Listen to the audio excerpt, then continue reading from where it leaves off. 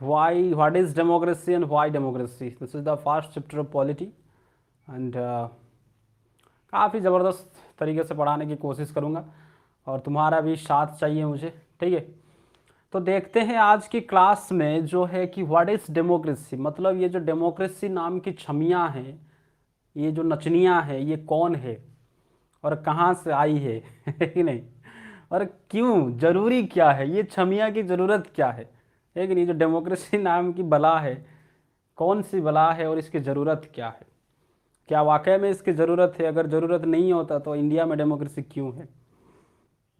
तो इस चैप्टर के माध्यम से हम हमारा एक समग्र जो समझ हम डेवलप करने की कोशिश करेंगे कि सर डेमोक्रेसी क्या होता है, या डेमोक्रेसी बनने के लिए क्या क्या फीचर्स की ज़रूरत है, डेमोक्रेसी में क्या क्या चीज़ों की ज़रूरत है, क्या क्या गुण होना चाहिए, तभी जाकर हम किसी भी कंट्री को, किसी भी नेशन को हम एक डेमोक्रेसी की मान्यता दे सकते हैं।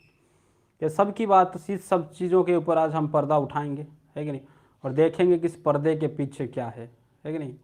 जैसा गाना था कि चोली के पीछे क्या है, चोली के पीछे। तो इस डेमोक्रेसी के पीछे कौन कौन सी राज छुपा है, कौन कौन सी राज लेके घूमती है ये इस डेमोक्रेसी नाम की बला, तो सारे राज के ऊपर से पर्दा उठाने की कोशिश करेंगे। तो शुरू करते हैं आज का क्लास। और पहला सवाल जो है आता है हमारे दिमाग में, पहला सवाल जो हमारे दिमाग में आता है कि सर व्हाट इज़ डेमोक्रेसी, ठीक है। सर डेमोक्रेसी होता क्या है बेटा। डेमोक्रेसी का मतलब पहले समझो कि डेमोक्रेसी दो तरह का होता है।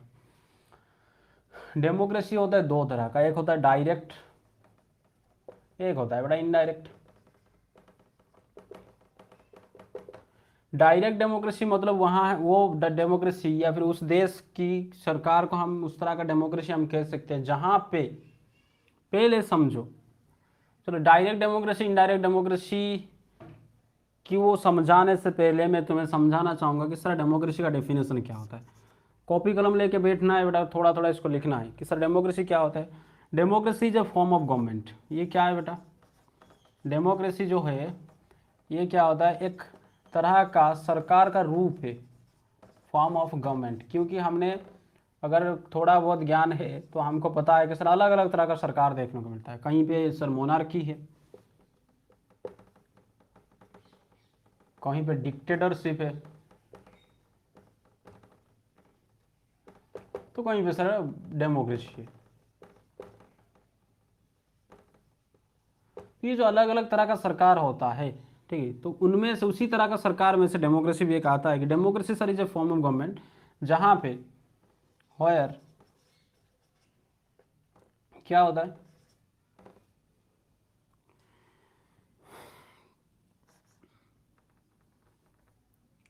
The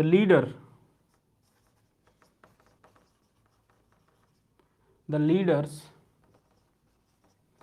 are elected by the people. तुम लीडर की जगह पे तुम लिख सकते हो रूलर भी, जहाँ पे रूलर मतलब जो रूल करते हैं, जो शासक होते हैं, ठीक है, जो शासन करते हैं, वो शासक किस तरह से चुने जाते हैं। Yes, democracy is a form of government in which the rulers are elected by the people. बहुत ही ज़बरदस्त नमिता जी। तो डेमोक्रेसी का मतलब होता है कि सर एक इस तरह का सरकार जहाँ पे सरकार के जो रूलर जो रूल करेंगे, है कि नहीं, पूरे देश को, पूरे नेशन को, वो किसके द्वारा चुने जाएंगे, they are elected by the people. उसी देश के नागरिक, उसी देश के जो लोग होंगे वही उनको चुन के भेजेंगे। इलेक्शन होगा, इलेक्शन करके इलेक्ट करके वो भेजेंगे, that is called democracy. Yes by voting, है कि नहीं।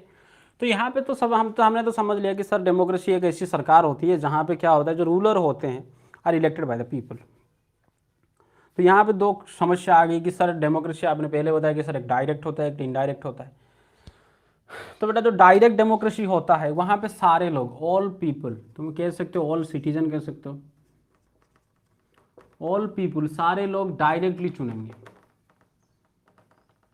डायरेक्टली इलेक्ट करेंगे किनको, अपने लीडर को, अपने रूलर को। जैसे मान लो कि किसी कंट्री का जो जनसंख्या 10 करोड़ है,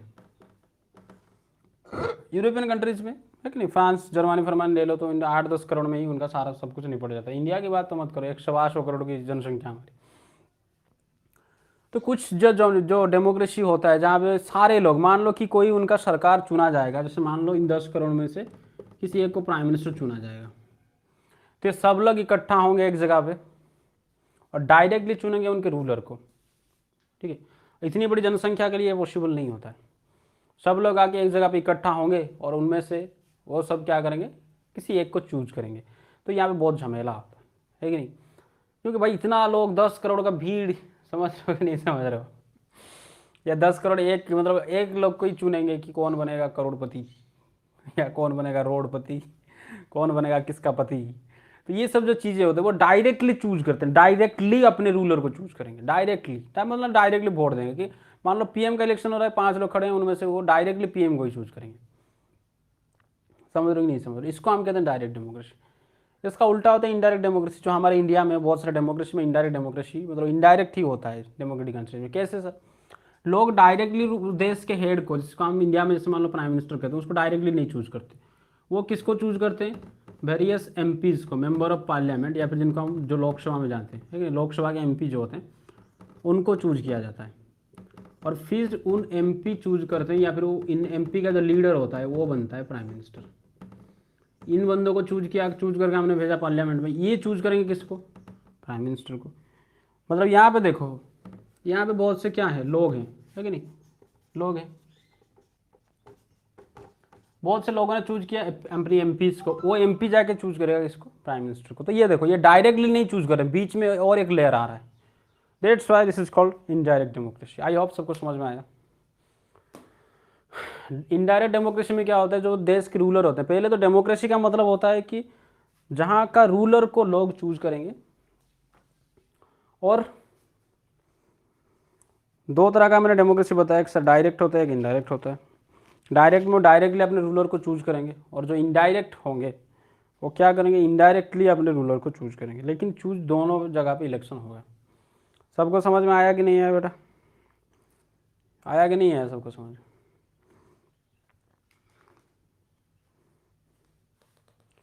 समझ में आया ना सबको, अगर आया तो यस बोलो।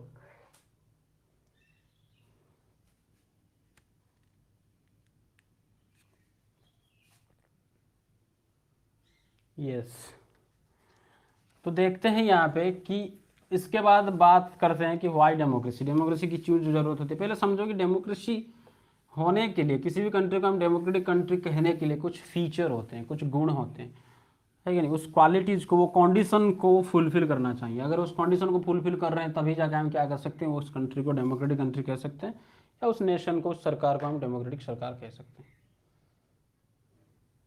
चलो, पहला जो तो हम देखेंगे मेनली यहाँ पे फीचर्स ऑफ डेमोक्रेसी।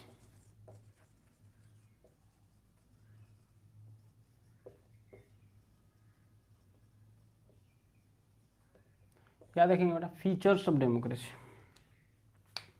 डेमोक्रेसी का फीचर क्या क्या होता है। डेमोक्रेसी का जो पहला फीचर है कि in a democracy the final decision making power must rest with those elected by the people.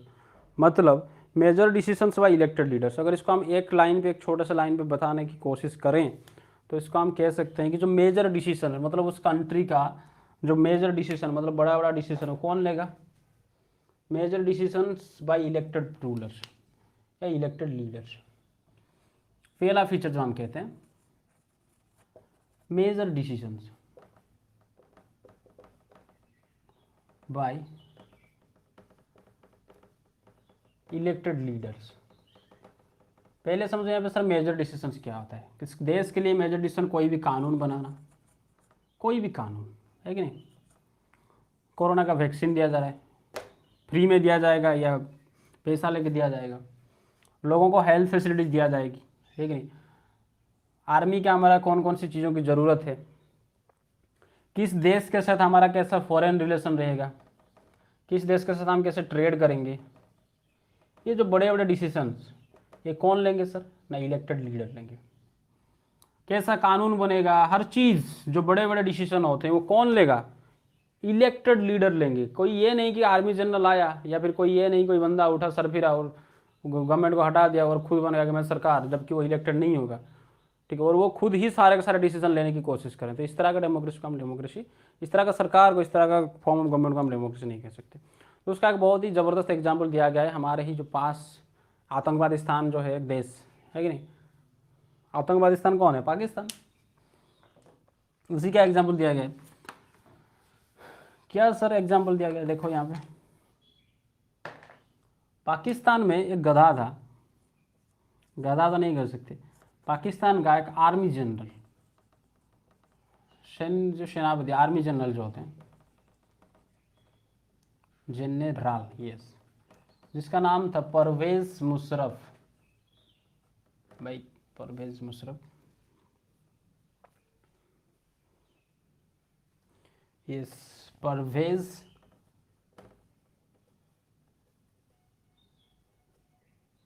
Musharraf, ये था बंदा। पाकिस्तान का आर्मी जनरल कौन था? परवेज मुशर्रफ था।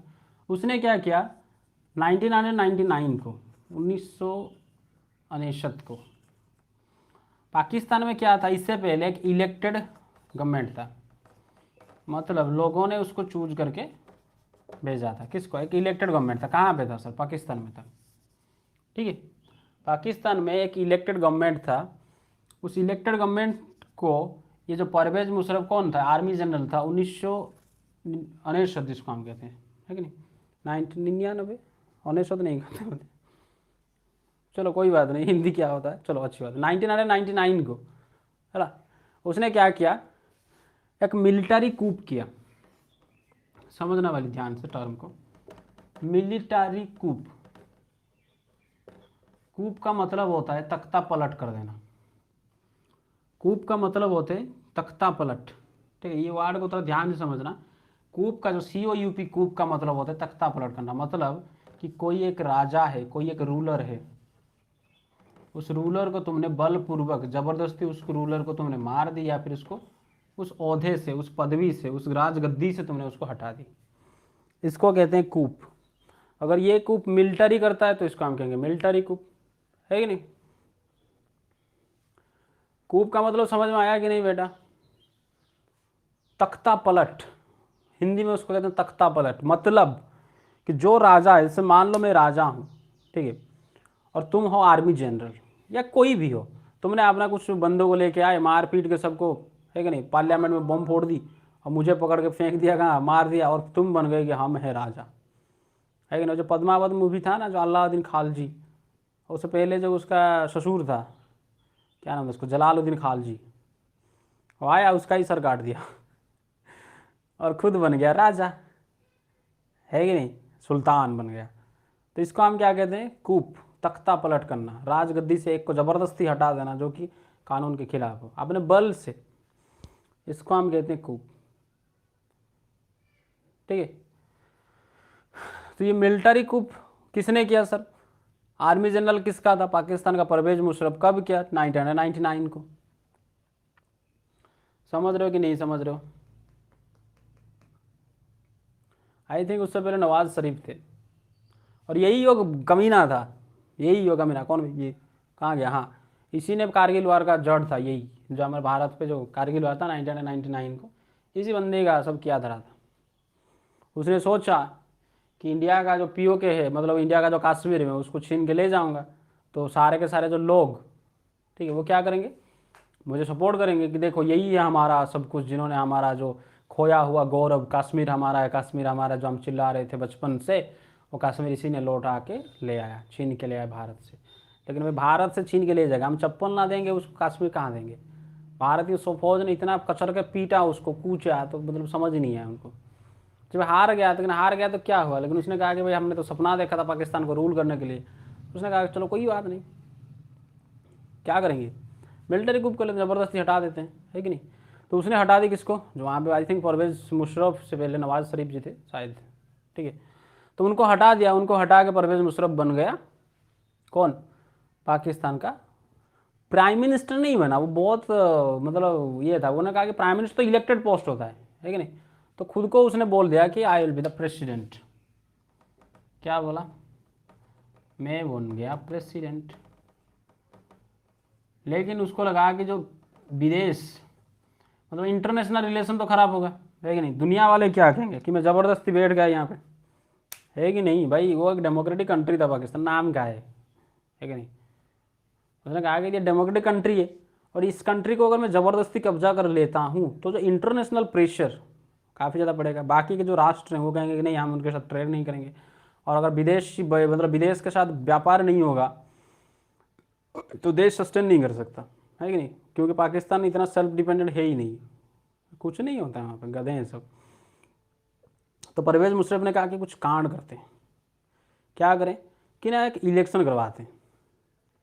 उसने इलेक्शन, ऐसा इलेक्शन नहीं करवाया कि मैं परवेज मुशर्रफ खड़ा हूँ और मेरे ऑपोजिशन में और 2-3 खड़े हो जाएं। और देखो इलेक्शन में क्या होता है, एक से ज़्यादा कैंडिडेट होते हैं, है कि नहीं? इलेक्शन में एक से ज़्यादा कैंडिडेट होते हैं, लोग उन 3-4 में से जो जितने भी कैंडिडेट खड़े हैं उनमें से किसी एक को चूज करेंगे कि कौन बनेगा देश का जो नेता या फिर रूलर, जो भी बनेगा, है कि नहीं? लेकिन यहाँ पे जो बात है, इसने कहा कि मैं इलेक्शन नहीं करवाऊंगा, उसने कहा कि मैं रेफरेंडम करवाऊंगा। रेफरेंडम का मतलब होता है बेटा जनमत संग्रह। क्या होता है बेटा? रेफरेंडम। इस टर्म देखो, कुछ टर्म उसको याद रखना है। रेफरेंडम, इसका मतलब होता है जनमत संग्रह।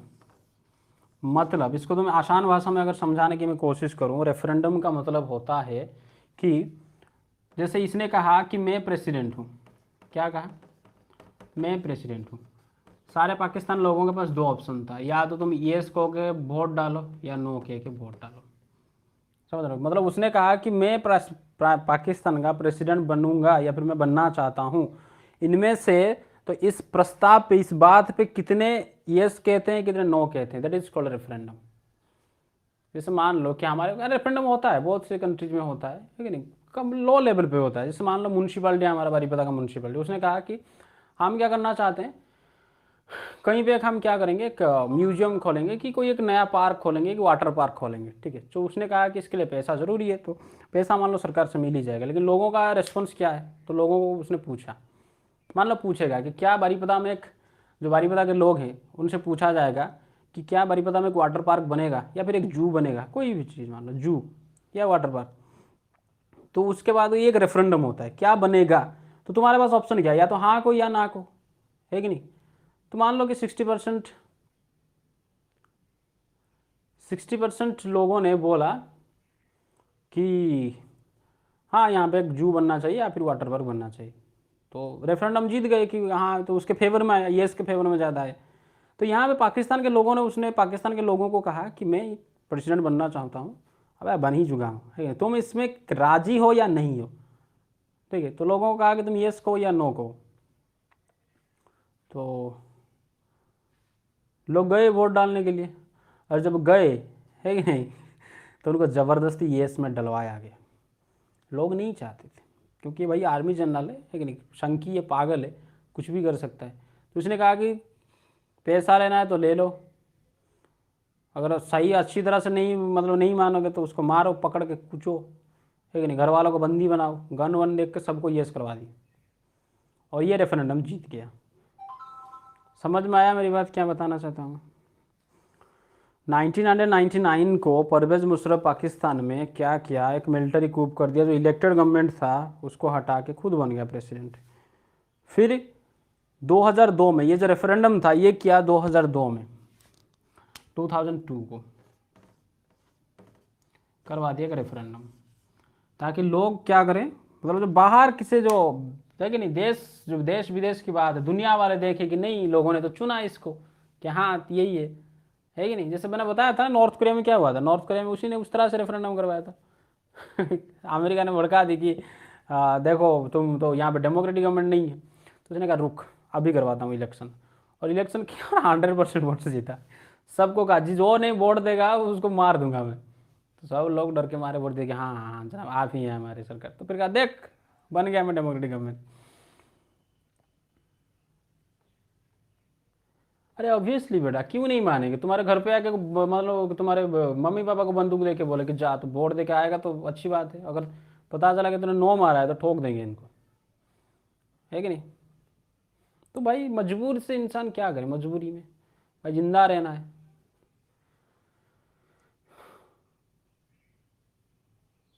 तो लोगों ने जो कुछ लोगों का कि अगर पैसा चाहिए तो पैसा ले लो, लेकिन पिछलों ने कहा ना हमको पैसा चाहिए, हमको इलेक्टेड गवर्नमेंट चाहिए, घंटा लेटर ले पकड़ के मार उसको, लेकिन 2 डंडा लगाएंगे तो उसने कहा कि नहीं आप ही हैं जनाब हमारी सरकार।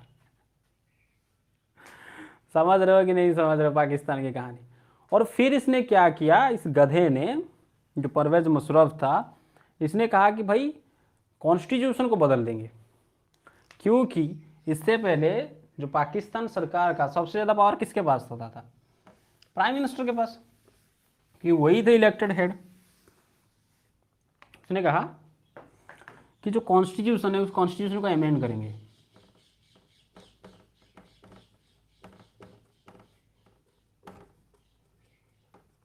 कॉन्स्टिट्यूशन का अमेंडमेंट ऑफ द कॉन्स्टिट्यूशन, और कॉन्स्टिट्यूशन में संशोधन करेंगे, उसमें कुछ बदलाव करेंगे। कॉन्स्टिट्यूशन क्या करेंगे बेटा, अमेंड करेंगे। तो उसका मतलब है कॉन्स्टिट्यूशन को सुधार देंगे। तो मतलब देखो ये क्या बना, ये प्रेसिडेंट बना, लेकिन ज़्यादातर पावर किसके पास था, प्राइम मिनिस्टर के पास था। तो इसने कहा कि पावर मेरे पास आना चाहिए, सारे का सारे पावर। लेकिन उसने कहा कि मैं हूँगा सबसे हेड, सुप्रीम हेड। उसने कहा कि मैं ही सबसे ऊपर हूँगा, सुप्रीम हेड में। और कोई भी जो लेजिस्लेटिव मतलब निचले स्तर पर जो कोई भी असेंबली है, प्रोविंशियल असेंबली है कि नहीं, राज्य में जो प्रोविंस में जो असेंबली होता है, अगर वो कोई डिसीजन लेते हैं तो फाइनल डिसीजन मेरा होगा। मैं चाहूँ तो उसको फाइनल कर सकता हूँ, अगर मैं नहीं चाहूँ तो वो डिसीजन नहीं ले पाएंगे। फाइनल डिसीजन मैं ही लूँगा। जैसे मान लो किसी स्टेट ने कहा कि हमारे स्टेट में इस तरह का कानून बनना चाहिए, तो परवेज मुशर्रफ निकल के आएगा, ए सुप्रीम हेड हम है क्योंकि हमने कॉन्स्टिट्यूशन बदल दिया। देखो संविधान क्या कहता है, जो प्रेसिडेंट करेगा वही सही है, लेकिन वो वही सही है जो वो कहेगा, तो फाइनल डिसीजन मैं दूंगा। तो देखो ये जो कॉन्स्टिट्यूशन बदलने की बात क्या एक छोटा मोटा डिसीजन है बेटा, कॉन्स्टिट्यूशन बदलना बहुत बड़ी बात होती है कि नहीं। संविधान में संशोधन करना एक बहुत बड़ी बात होती है, तो इसको हम कह सकते हैं मेजर डिसीजन। या बहुत से कानून ऐसे बनाया है कि नहीं। तो क्या ये हम कह सकते हैं कि ये जो मेजर डिसीजन पाकिस्तान में लिया गया बाय परवेज मुशर्रफ, क्या ये इलेक्टेड हेड था, ये गधा जो ये परवेज मुशर्रफ था, क्या ये इलेक्टेड हेड था? सर नहीं था। तो डेमोक्रेसी का पहला गुण, डेमोक्रेसी का पहला फीचर, डेमोक्रेसी का पहला कैरेक्टरिस्टिक यही कहता है कि बेटा डेमोक्रेसी हम उसको कहेंगे जहां पे जो मेजर डिसीजन कौन लेंगे, इलेक्टेड लीडर। लेकिन ये गधा इलेक्टेड था ही नहीं, ये तो जबरदस्ती घुस के खुद को बना दी थी प्रेसिडेंट।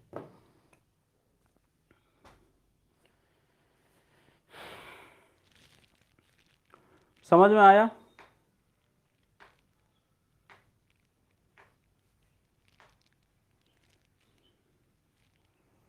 समझ में आया कि नहीं? तो क्या हम पाकिस्तान को उस टाइम पे या फिर अभी तो बात ही मतलब वहाँ पे कोई भी इलेक्टेड गवर्नमेंट 5 साल पूरा नहीं कर पाता, कुछ ना कुछ कांड हो ही जाता है। समझ में आ रहा है कि नहीं आ रहा है?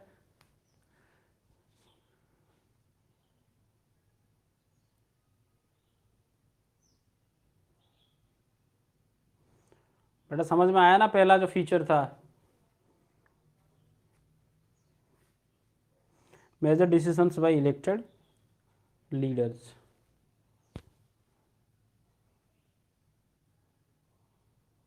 यस, चलो अच्छी बात।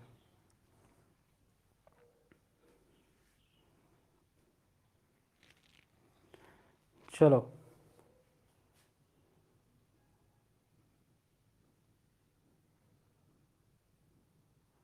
आज की क्लास को हम यहीं रखते हैं, ठीक है? थोड़ा काम है मुझे। नेक्स्ट इसको हम 1-1 घंटे का क्लास करके 2-3 क्लास या 3-4 क्लास जो भी लगेगा इस चैप्टर का हम खत्म कर देंगे, ठीक है? बस आज इंट्रोडक्शन क्लास था पॉलिटी के बारे में बेटा, कि पॉलिटी भी बहुत इंटरेस्टिंग है। जो लोग कहते हैं ना पॉलिटिक्स बोरिंग बोरिंग, नहीं है बेटा, खतरनाक इंटरेस्टिंग कहानी सब दिया गया है पॉलिटिक्स में,